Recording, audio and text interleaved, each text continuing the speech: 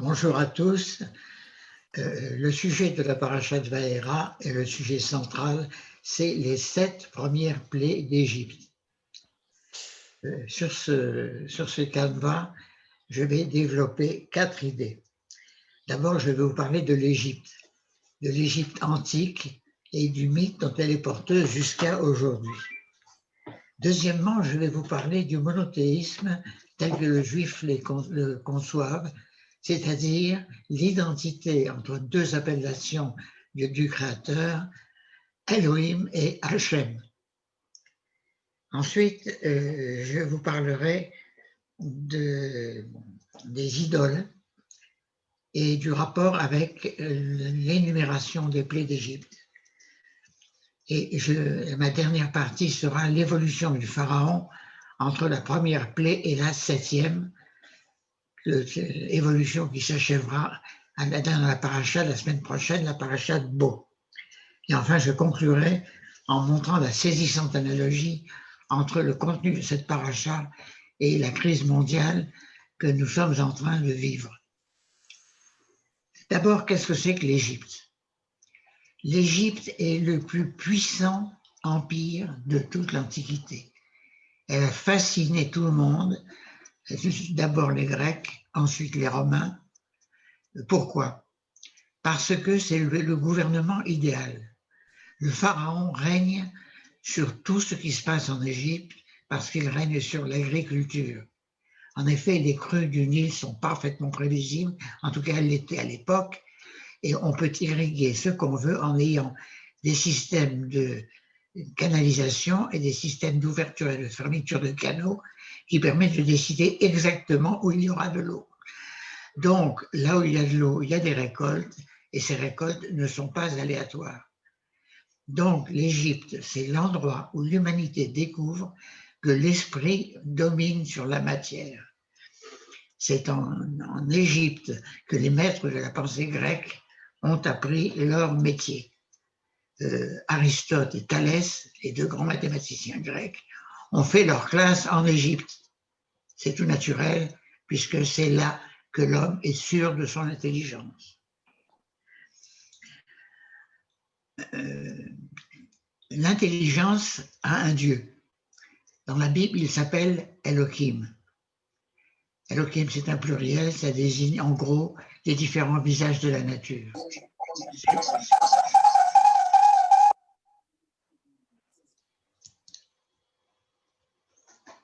C'est l'objet de la science et c'est aussi l'objet de la justice. J'expliquerai ce rapprochement un peu plus loin. Mais Dieu a un autre visage. C'est le visage de celui qui dialogue avec Moïse au buisson ardent. C'est celui qui est à l'écoute de chacun d'entre nous et qui a pitié des hommes. Celui-là, il s'appelle Hachem dans le langage ordinaire et il est représenté dans la Torah par le tétragramme, nom imprononçable et que le Kohen Gadol ne prononçait qu'une fois par an, le jour de Yom Kippour. Alors dire que le Dieu de la science et le Dieu de la morale procèdent du même créateur, c'est ça le monothéisme.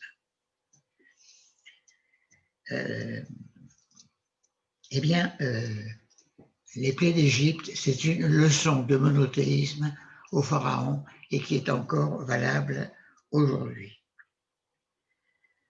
D'où sortent les plaies d'Égypte?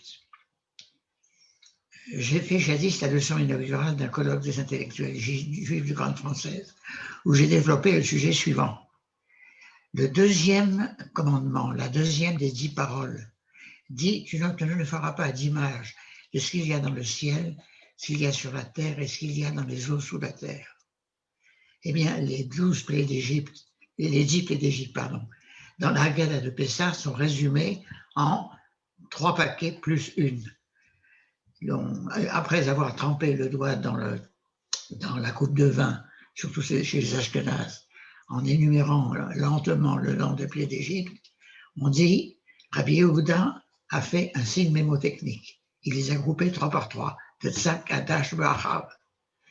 C'est les initiales des plaies, et les 3 premières se passent dans le Nil, D'abord de l'eau qui devient du sang, puis les grenouilles qui sortent, puis dans la poussière, dans le sable.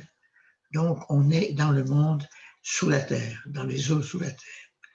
Le deuxième paquet, c'est des bêtes féroces, c'est une épidémie d'animaux, c'est-à-dire une épizootie, et enfin des pustules qui apparaissent sur la peau des hommes. Et tout ça, c'est sur la terre. Et dans le ciel, la grêle, qui a absolument terrorisé le pharaon, et nous allons voir l'effet que ça a obtenu. Il y a donc 3 sortes d'idoles. Il est remarquable de constater que ces idoles étaient toujours vivantes au XXe siècle, mais elles avaient changé de visage. Les idéologies du XXe siècle se divisent en 3 paquets qui ont la même configuration que ces 3 sortes d'idoles. Il y a d'abord des scientistes, des gens qui pensent au triomphe de la science, au triomphe des idéologies. J'en veux pour preuve la publicité considérable qu'ont eu 2 découvertes scientifiques, à savoir les bosons de Higgs et les ondes gravitationnelles. Arrêter quelqu'un dans la rue et demander de quoi il s'agit, c'est une grande abstraction mathématique et physique qui est tout à fait hors de portée du commun des mortels, mais on a ressenti ça comme une très grande victoire de la civilisation. Ça, c'est une prière à Elohim. En revanche, ça n'a aucun rapport avec le bien et le mal, avec la morale qui, elle, ne peut être l'objet que d'une révélation. Aussi, c'est ces plaies-là qui ont donné la leçon au pharaon pour lui expliquer que son grand pouvoir était complètement indemne de toute charité, de toute ouverture, de tout respect du visage humain. On sait que sur les parois des temples égyptiens encore vivants et sur les parois des tombes, tous les personnages ont le même visage. C'est l'attitude hiératique des fresques égyptiennes qui est bien connue. Ils ont tous le même visage, ils ne diffèrent que par leur outil. C'est-à-dire que les hommes sont des choses, ils sont manipulés. Les seuls qui ont des visages à eux, c'est le pharaon et ses proches, tellement proches d'ailleurs qu'il était contraint d'épouser sa sœur parce qu'aucun autre être humain n'avait la dimension divine qui était la sienne. Donc en Égypte, on n'a pas de visage. Mais dans la Bible, les Égyptiens n'ont pas non plus de nom, puisque tous les rois s'appellent Pharaon et les personnages du récit biblique ne sont désignés que par leur fonction. Saraophim, Sarah Tabachim, etc. Autrement dit, les hommes sont manipulés. Ça, c'est une chose qu'Akadosh Baruch Hu ne supporte pas, mais il a quand même envoyé les Hébreux passer 210 ans en Égypte pour apprendre les techniques qui sont l'émanation du visage de Dieu sous son aspect de Elohim. Voilà donc la troisième partie de mon plan, et je vais maintenant m'étendre longuement sur la 4e partie, avant de conclure. La 4e partie, c'est l'évolution de Pharaon. Lorsque Moïse et Aaron rendent visite pour la première fois, c'était dans la paracha de la semaine dernière, au Pharaon, en lui disant « Hachem, notre Elohim, t'ordonne de libérer les Hébreux pour aller faire un sacrifice en 3 jours dans le désert, peu importe ce détail. Surtout, c'est Hachem, Elohim, qui nous envoie. » Réponse du Pharaon, « Je ne connais pas Hachem. » Regardons bien cette réponse. Elle ne répond qu'une moitié de la déclaration de Moïse et d'Aaron. Il connaît parfaitement Elohim. On en a confirmation par le fait que ces experts qui vont intervenir dans le déroulement des plaies citent Elohim comme l'auteur des malheurs qui s'abattent sur Pharaon.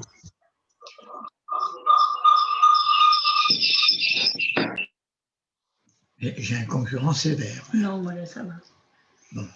Donc, c'est un admirateur. donc, le pharaon, au début des plaies, ne connaît pas Hachem. Il n'a même pas de notion qu'il puisse y avoir un problème de ce côté-là. Et de plaie en plaie, on va voir sa résistance faiblir. Au début, il s'endurcit le cœur pour résister à la terreur que les plaies lui inspirent, et à la fin, il n'arrive même plus à s'endurcir le cœur. C'est Dieu qui l'endurcit. C'est en soi une question dont on pourra faire une conférence. Mais je n'insiste pas, je constate simplement que le pharaon de plaie en plaie va évoluer. À la 7e et dernière plaie de notre Sidra, le pharaon dit « J'ai péché devant Hachem ». Ah, il cite le tétragramme. Le tétragramme, c'est la concaténation, l'agglomération de 3 formes du verbe être, le passé, le présent et l'avenir. C'est l'appellation qui est cohérente avec la manière dont Akadosh Baruch Hu s'est présenté à Moshe Rabbeinu au buisson ardent. Il lui a dit « Eyi asher heye » je suis celui qui serait, qui sera. Après, il corrige, il dit seulement je serai. Ce qui veut dire qu'il partage la condition humaine, ce qui n'a aucun rapport avec la science, aucun rapport avec la raison, aucun rapport avec la technique. Ça, c'est le côté moral, le côté humain, le monde du bien et du mal. Or, le pharaon, qui n'avait aucune idée de l'existence de ce deuxième visage de Dieu au départ, à la 7e plaie, il dit « j'ai péché devant Dieu ». Est-ce que pour autant, il est devenu monothéiste? Il était monothéiste puisqu'il n'avait qu'un Dieu qui était Elohim, mais pas au sens du judaïsme qui dit que le Dieu de la vérité et le Dieu de la bonté, c'est le même. Ça, il n'en avait aucune notion. Mais il y a une chose qu'il a comprise, qui d'ailleurs Moïse lui avait soufflé, c'est que Hachem, c'est le Dieu des Hébreux. Ça ne veut pas dire qu'il est le Dieu seulement des Hébreux, il est le Dieu de toute l'humanité.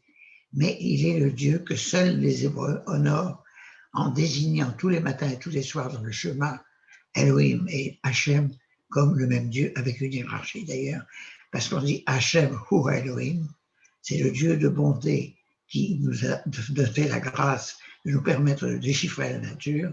Rappelez-vous qu'Einstein disait la chose la plus incompréhensible du monde, c'est que le monde est compréhensible.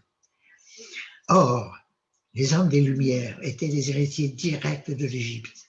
J'ai dit que l'Égypte a été le berceau de la sagesse grecque, que la sagesse grecque a été le berceau de la raison romaine, et que nous sommes aujourd'hui encore les disciples de l'Égypte à travers la Grèce et à travers Rome.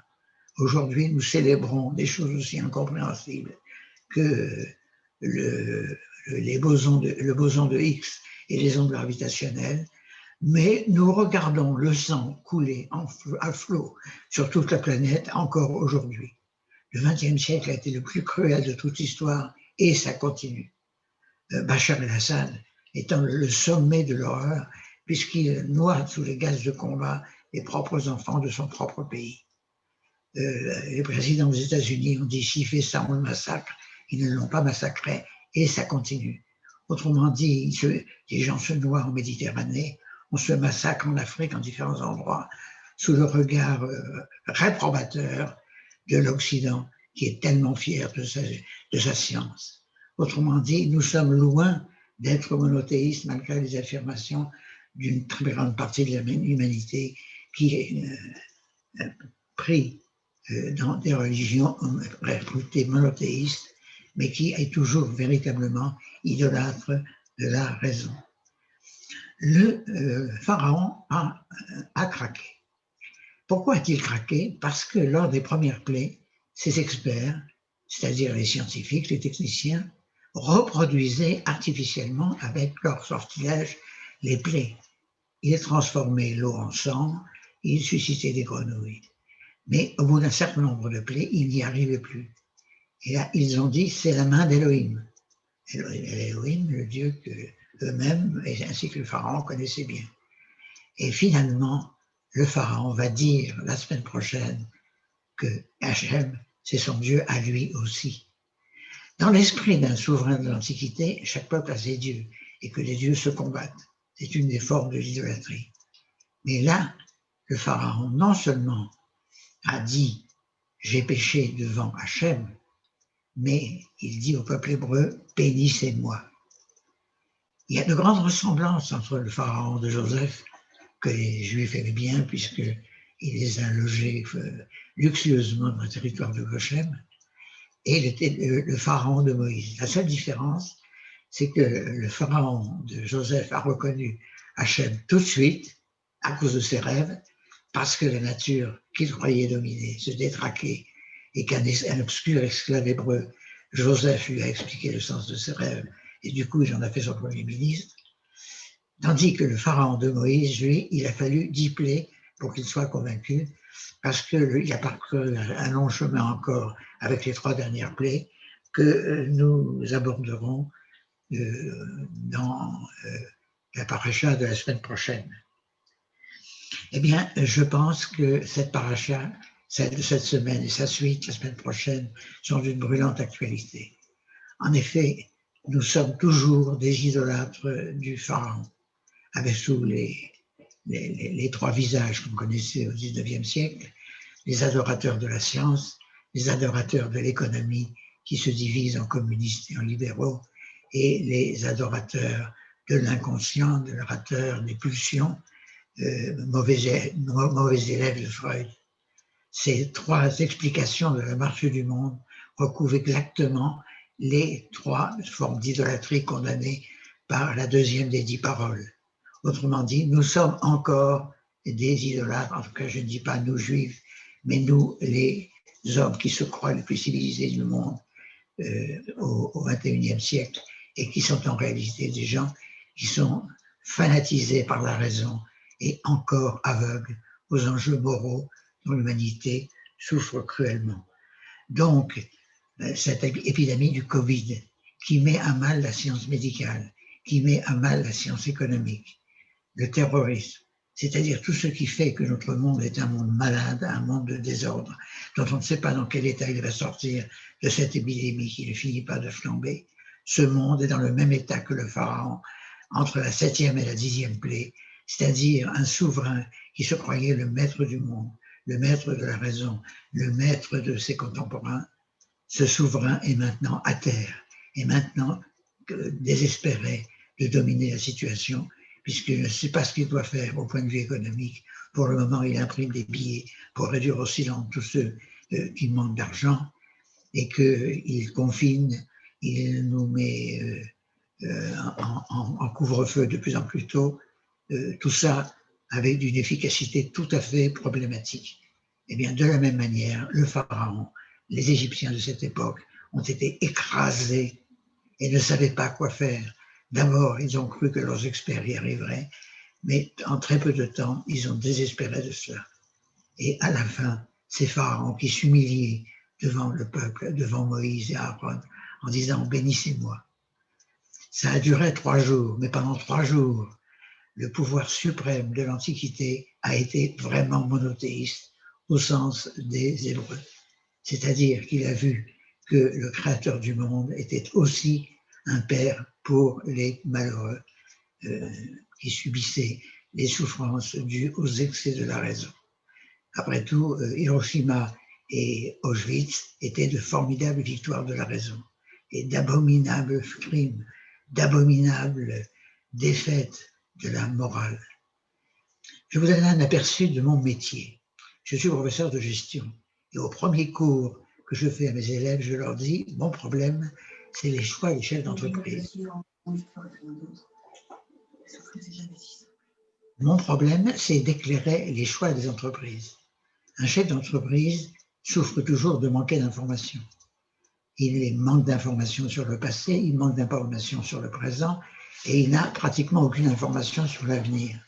Mais il a différentes possibilités d'action. Et je me tourne vers mon jeune auditoire en leur disant « Supposez qu'un chef d'entreprise sache absolument tout du passé, du présent et de toutes les issues des décisions possibles. Il a toutes les vérités dans le creux de la main. Est-ce qu'il peut choisir ?» Mon auditoire reste toujours muet, jusqu'à ce que le plus intelligent des présents dise « Mais même s'il connaît toutes les voies, il ne sait pas laquelle il doit choisir. Car là, ce n'est plus un problème de vérité, c'est un problème de valeur, c'est un problème de bien et de mal. » Ça nous rappelle ce que nous disait notre prof de philo en terminale. Il existe des jugements de fait et des jugements de valeur. Le fait, c'est vrai ou faux, et les valeurs, c'est bien ou mal. Eh bien, le vrai ou faux, c'est le domaine du règne du Dieu de la raison, du Dieu d'Elohim. Le bien et le mal, c'est le domaine d'Hachem.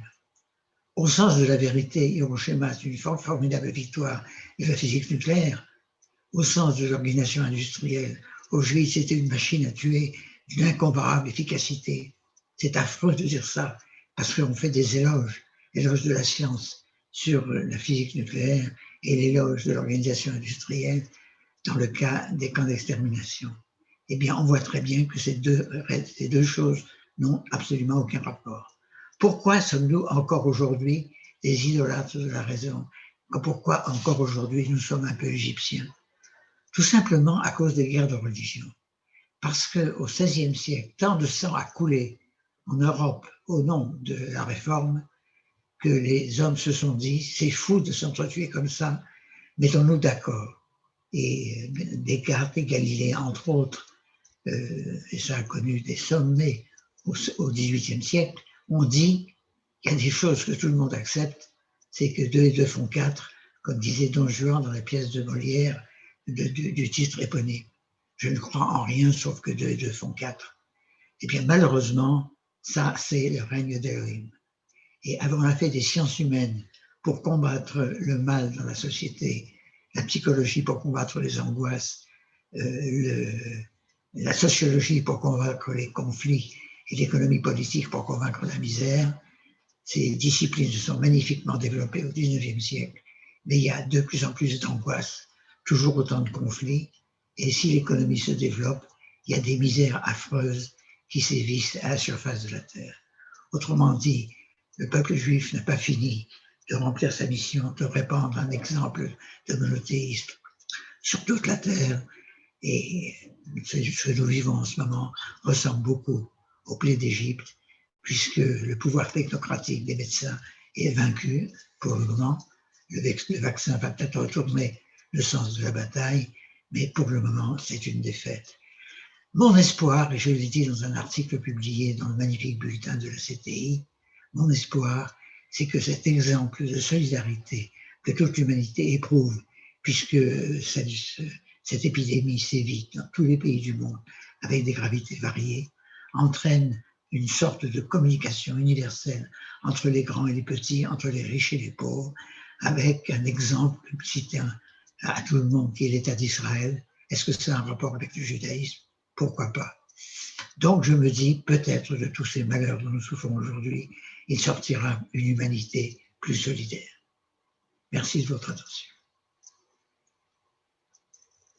Merci Claude pour ces propos optimistes, en tout cas la fin était optimiste.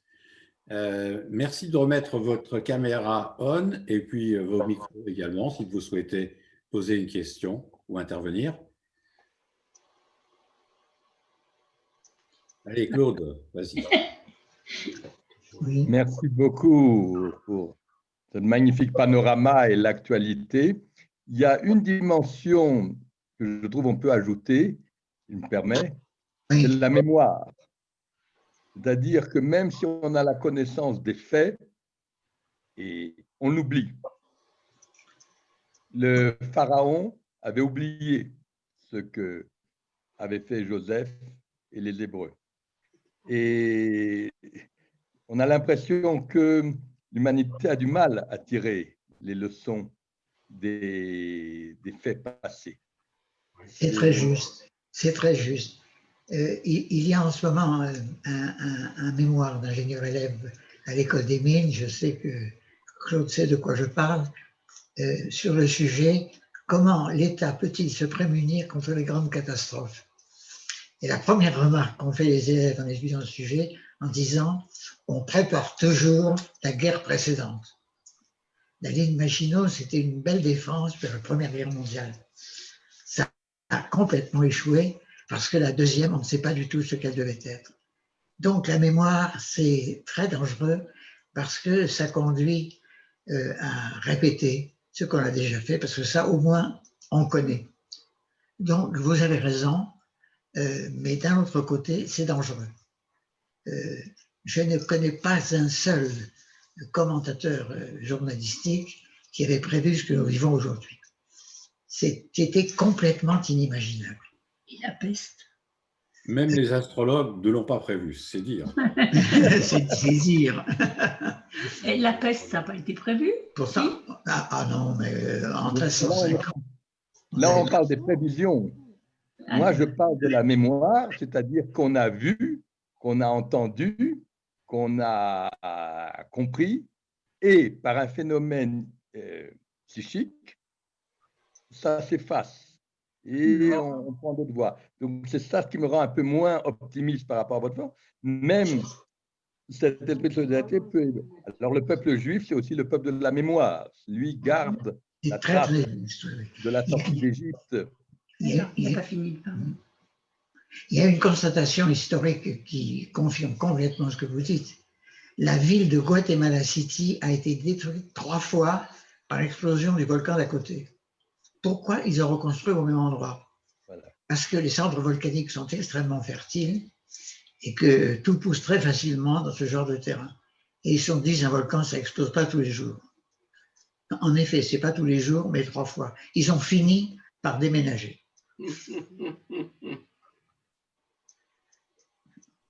Pompéi, ils ont été plus intelligents. Oui, mais ça, c'est vrai. Oui, pas très loin. Le Vésuve fume tout le temps. Donc, ça rappelle que ça peut arriver encore. Mais ça arrive aux autres, ça n'arrive pas pour soi. En plus. Oui. Ça arrivera à ses descendants lointains qu'on connaîtra tous. Voilà.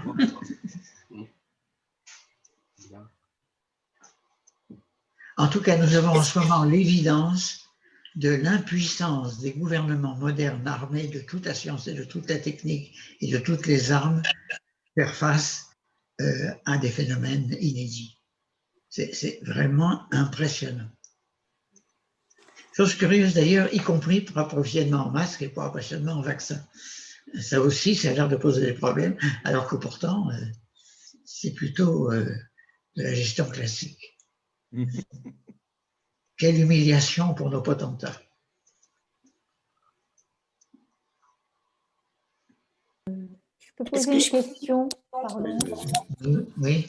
Je voulais savoir, le pharaon qui demande à être béni, est-ce que le fait de demander cette bénédiction veut dire qu'il adhère au fait que le Dieu d'Élohim et le Dieu de Hachem soient… Est-ce que ça veut dire qu'il adhère au monothéisme? Il y a un midrash en demandant cette bénédiction. Il y a un midrash qui donne une explication très simple. C'est que la 10e plaie dont on va voir la semaine prochaine, c'est la mort des premiers-nés. Or, il était lui-même un premier-né. Donc, il s'est dit, je me paye une assurance, je demande aux spécialistes du Dieu qui punit, et non pas du Dieu de la science, je demande aux spécialistes du Dieu qui punit de m'enrôler dans leur camp. Vous remarquerez d'ailleurs que le pharaon de Joseph avait été béni 2 fois par Jacob lui-même. Oui. Quand Jacob est arrivé chez lui, il l'a béni, et en sortant, il l'a béni. On interprète ça par le fait qu'il lui a dit, t'en fais pas, les 7 années de famine vont s'arrêter. Et c'est d'ailleurs ce que dit le Midrash. Elles n'ont jamais eu lieu, en fait, ou peut-être après la mort de Jacob. Mais il est arrivé en Égypte à la 2e année de famine, et quand il est arrivé, la famine s'est arrêtée après qu'il a béni le pharaon. Remarquez que les techniciens les plus enragés, les athées les plus rationalistes, sont parfaitement conscients que la morale, ça existe. Au XXe siècle, il y a eu 2 pays qui se vantaient de leur technicité. C'était l'Allemagne et la Russie. Dans l'une, on a eu le nazisme, et dans l'autre, on a eu le communisme, qui aujourd'hui sont des absurdités qui font hausser les épaules, mais qui ont fait des ravages considérables. Et pourtant, c'était des pays très développés au point de vue scientifique. L'Allemagne de la fin du 19e siècle, c'était les États-Unis aujourd'hui.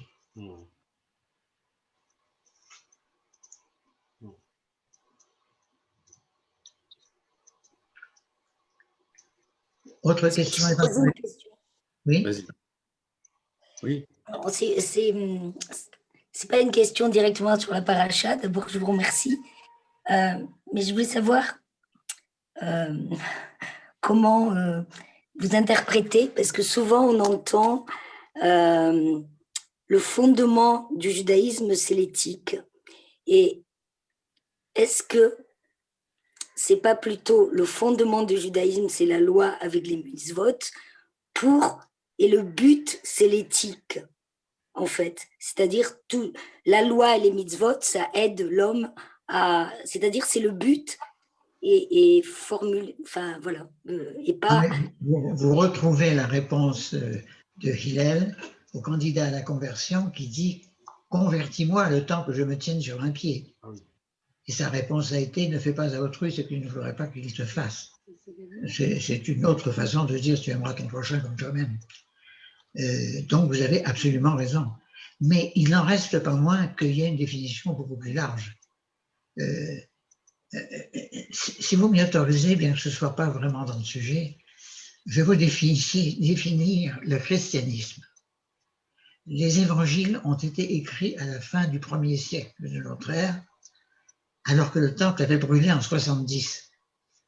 Donc les évangélistes ont vu brûler le temple ou bien savaient qu'il avait brûlé. Or le temple est tellement central dans le judaïsme qu'ils en ont déduit, non sans raison, que Dieu ne voulait plus des Juifs. Donc il a déchiré le Premier Testament. Or, c'était quoi le judaïsme? C'est la tentative d'une famille humaine d'élever la terre au ciel. Tous les gestes des Juifs, qu'ils soient éthiques, qu'ils soient matériels, que ce soit pour se laver les mains ou que ce soit pour donner la charité à un pauvre, sont accompagnés d'une bracha. C'est-à-dire que nous renvoyons tout ce que nous faisons à la volonté divine. 613 commandements, ce n'est pas une petite affaire. Donc, tous les aspects de la vie sont sanctifiables. Constatant que le temple brûlait, de bons esprits ont dit « Dieu ne veut plus des Juifs, il ne peut plus tolérer que les hommes veuillent escalader le ciel, alors puisque les hommes ne peuvent pas monter au ciel, c'est moi qui descends sur terre. » D'où l'apparition de Jésus, Fils de Dieu. Nous sommes toujours là et c'est très, très, très problématique pour les chrétiens. Que nous souffrions, ça, d'accord, c'est bien. Mais que nous soyons encore là, c'est ça le mystère d'Israël. Donc, vous avez raison, le but, c'est l'éthique, mais le moyen est spectaculaire, gigantesque. Il recouvre tous les aspects de la vie. Merci beaucoup. Voilà. Eh bien, je vous souhaite Shabbat Shalom. Merci beaucoup, Claude. Merci Merci à tous pour votre participation, pour vos questions, pour vos remarques. Et on vous donne rendez-vous la semaine prochaine pour la deuxième séance du cycle de commentaires sur les 70 faces de Moshe par Janine Elkoubi. Merci à tous, bonne soirée et Shabbat Shalom. Shabbat Shalom. Bonne soirée. Shabbat Shalom. Shabbat Shalom, merci. Et bon mois de Shvat. Merci. Ah oui, oui.